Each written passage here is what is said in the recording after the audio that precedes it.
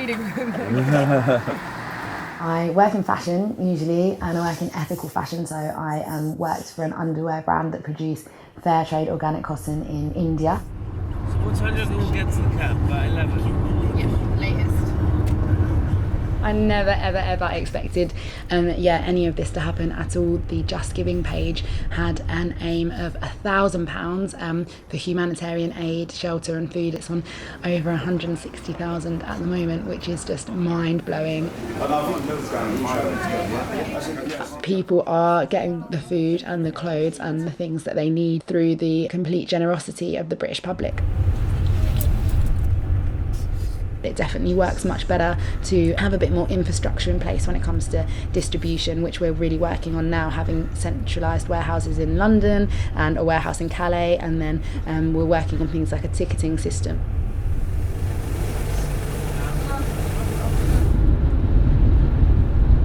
We are heading into the camp. We should be there in the next 5 minutes. Et voilà la jungle. So you can see the jungle on the right. Does look busy. Yeah, okay, good. We can park. That's good. Well, we're going to park around I like his the back. purple trousers. So these tents, last time that we were here, they're all new. It's growing, so you see a lot more. Fuck, bees growing in it every time. Yeah, it's spreading out here.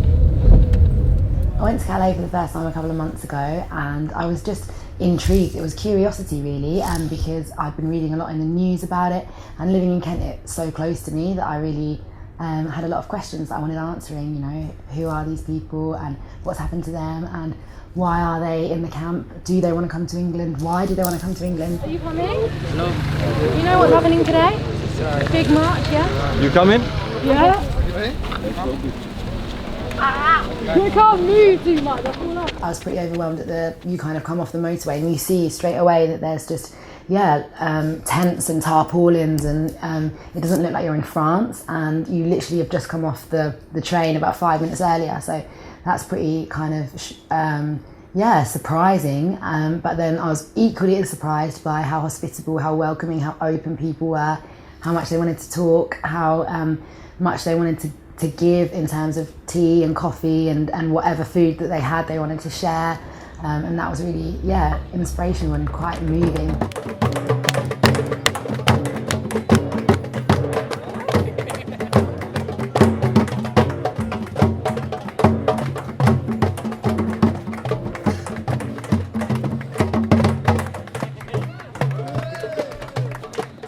I'm not usually someone who goes to protests. I'm not an activist or a politician or anyone that is really involved in that kind of space, but the idea behind this day is to bring people together in solidarity. So to just say that, you know, whether you're French, you're English, you're Afghan, you're Eritrean, you're Sudanese, we're all human at the end of the day, we're all the same.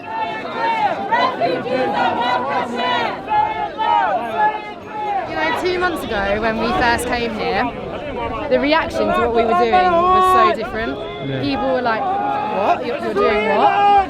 And over the last 2 months, people have overturned, and to see this is sick.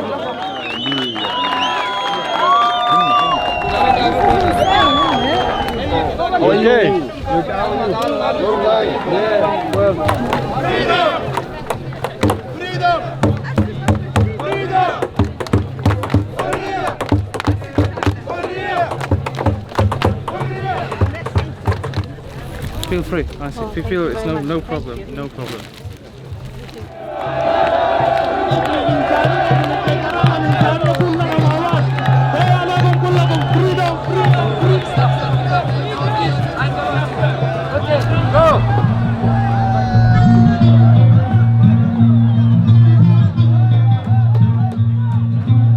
It's about another kilometre and a half. We've got like a big canvas there kind of representing the fence, and we're gonna go there and kind of show, take a stand there and do our solidarity agreement and show that humanity does pull through. How do you jump it? How? Would you help each other? Like one person on the shoulders?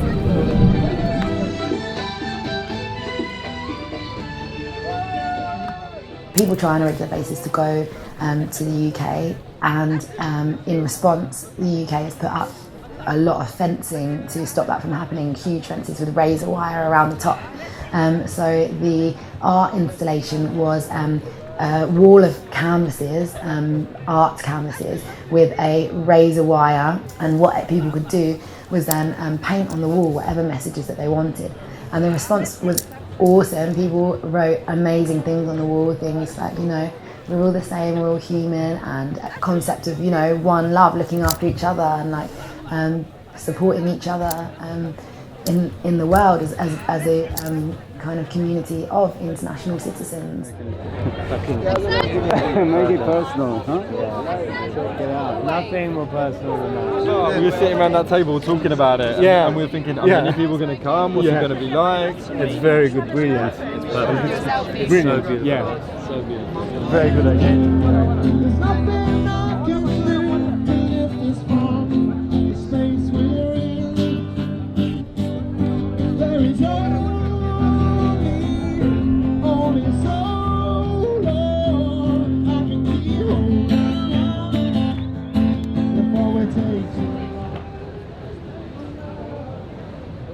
I don't know enough about politics, and I'm not going to pretend to have the answer to immigration and the answer to this immigration issue that we're kind of seeing sweep across Europe.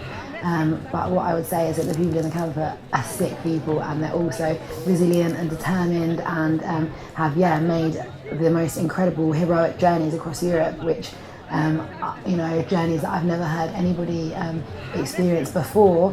And when I hear those stories, I'm just totally overwhelmed by the amount that these people have gone through, and the situation that they're living in now, and everything that they've had to deal with. The tents is not good because give for us rain inside the tents. No blanket. The weather is very cold. In the night you not can sleep because the cold water. 1 meal in the day. 1 meal in the day. If you want to take shower, you can stop in the line 5 hours to take shower. Sometimes not can take shower. Everybody in the jungle is fleeing war or persecution or conflict within their country. Everybody that I've spoken to on a personal level anyway tells me stories of really horrible things. When we were a student at university, even we tried to make a demonstration. Many of our friends being died. Most of them have been taken to jail, and others have been injured severely, and many crises. Even maybe in 2013, the people demonstrate because there's high rise for food prices. When people start the demonstration, maybe we lost more than 200 people. They've been killed, and many of them until now I think they are still in the jail. The genocide, I can say it is clearly genocide.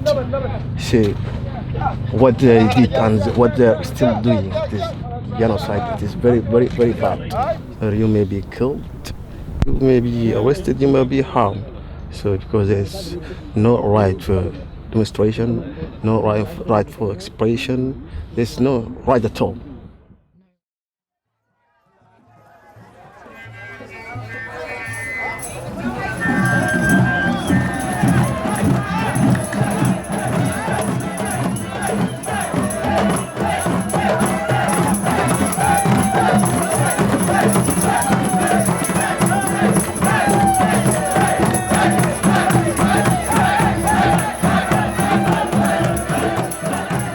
I would say to everyone that's donated that they are amazing, and that they are really genuinely doing something to support the people in the camp, which is really amazing, because we need to have a little bit of compassion for our fellow human beings. I feel very emotional when I get back. The stories hit me hard because it does make me think about like things that have happened in history when people have been persecuted, the stories that we all know about, that we look back in history and think how shocking that is, and it makes me realise that that's still happening now, like in our world at the moment. I find that quite hard to compute that, these things are still happening to people that I'm meeting, and it's hard to go back to normal life in England after spending time there. I think about the people there a lot.